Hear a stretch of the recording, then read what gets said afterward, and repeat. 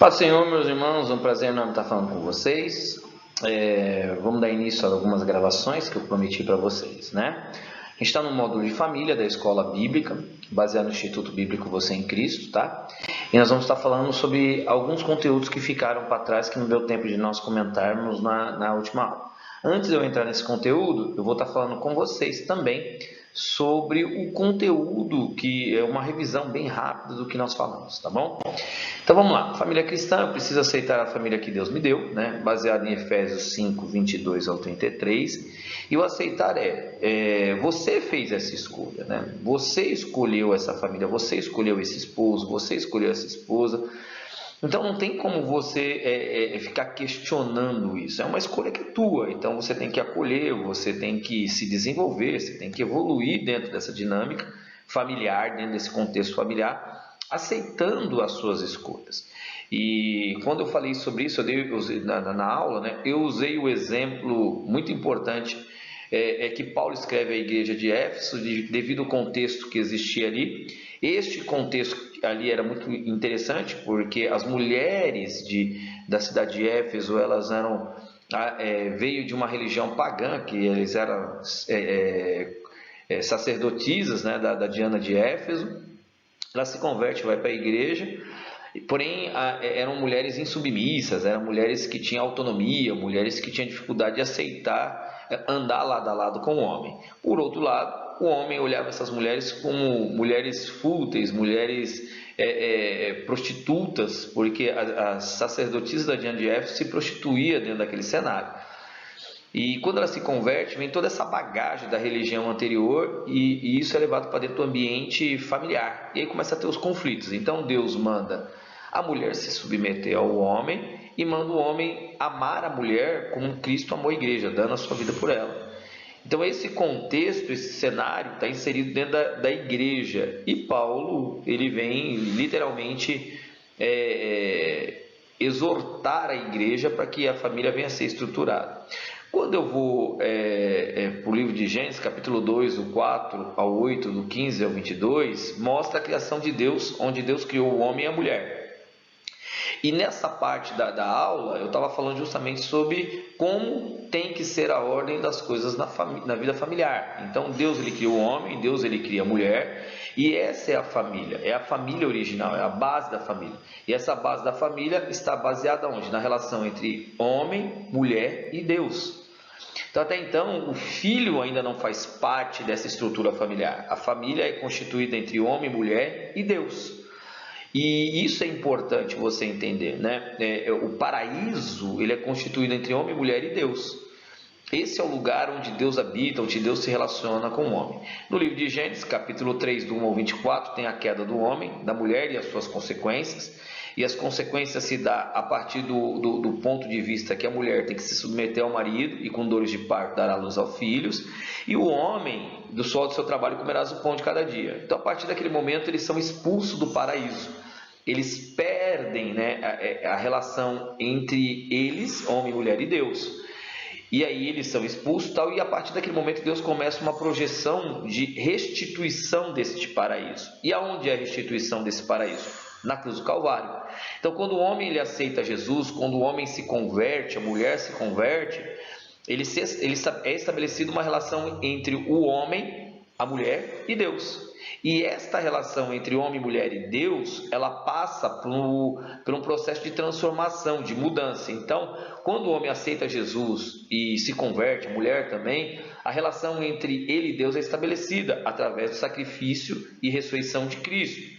Então, quando o homem ele volta para Deus, ele se rende ante Deus, é um processo de restituição do paraíso que Deus lhe entregou lá no Éden, em Cristo Jesus.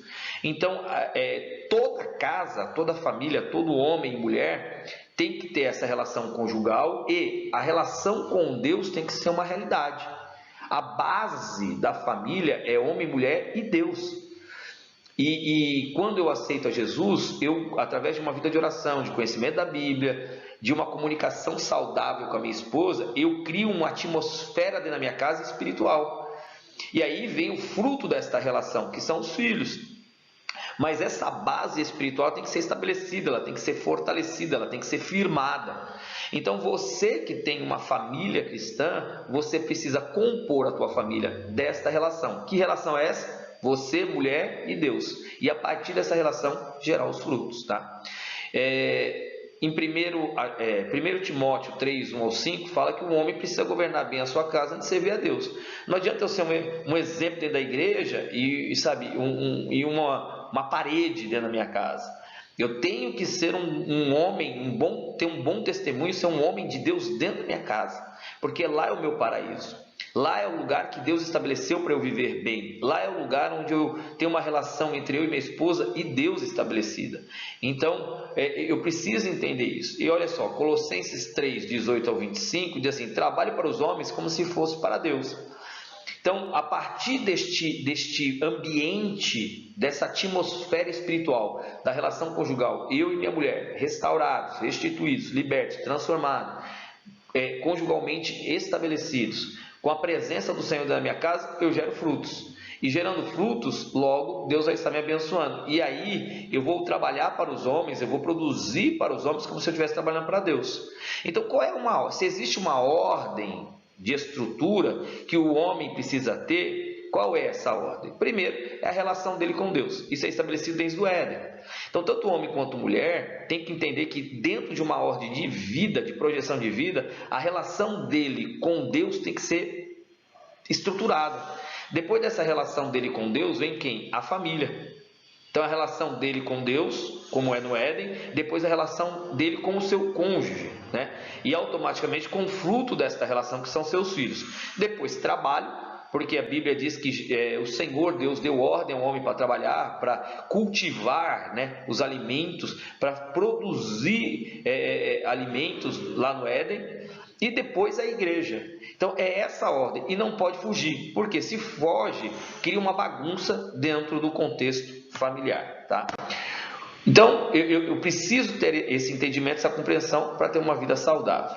E agora eu quero propor para vocês uma dinâmica, que é o teste dos 8 pontos de compatibilidade conjugais.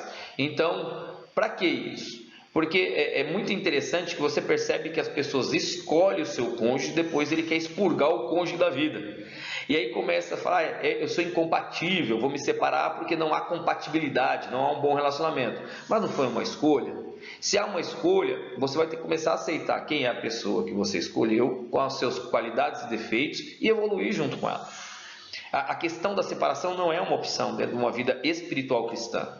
Então, o primeiro ponto, do 1 ao 8, é entender o que nós temos de compatibilidade e incompatibilidade. Então, um exemplo.